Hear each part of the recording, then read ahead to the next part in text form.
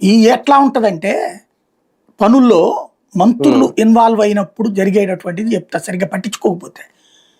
పుష్కరాలు 2004 పుష్కరాలు, నేను ఇంత ముందు కూడా చెప్పాను మీకోసారి. 2004 పుష్కరాలప్పుడు రాజశేఖర రెడ్డి సీఎంగా ఉన్నాడు, నేను TV9 లో ఉన్నప్పుడు. నాకు 92 పుష్కరాల్లో పనిచేసిన అనుభవం ఉంది, వాలంటీర్గా పనిచేసిన అనుభవం. ఒక సోషల్ సర్వీస్ ఏజెన్సీకి ఇన్ఛార్జిగా చేయడం, దానివల్ల అప్పుడు అవార్డు కూడా వచ్చింది. అందువల్ల నాకు అనుభవం ఉంది, మొత్తం పుష్కరాలు ఎక్కడెక్కడ ఘాట్లు ఉంటాయి, ఎలా ఉంటుంది, జనం ఫ్లోటింగ్ ఎట్లా ఉంటుంది, ఇదంతా పూర్తి అనుభవం ఉంది నాకు పుష్కరాలకు. అందుకని 2004లో ఆ ముందే నేను కొంత వాళ్ళు మీటింగ్ పెట్టినప్పుడు కలెక్టర్ గారికి ఇంటిమేట్ చేశా, వీళ్ళకి ఎందుకంటే మనమేం రాజకీయ నాయకులం కాదు, అధికారులం కాదు, బట్ సామాజిక బాధ్యత ఉంది కదా ఒక జర్నలిస్ట్ గాని ఎక్స్ప్లెయిన్ చేశా. లేదు అంతా జాగ్రత్తగా చూస్తున్నాం అన్నారు, అంతా బాగానే ఉంది. తర్వాత ఒక 1.5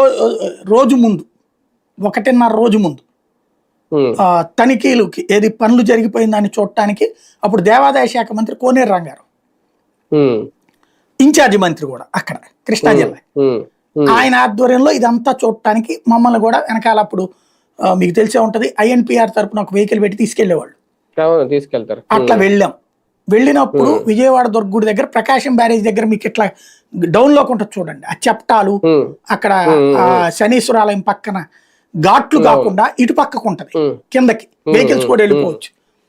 ఆ ప్లేస్ దగ్గర గోడ అంతకుముందే పాడై ఉంటే ఆ గోడ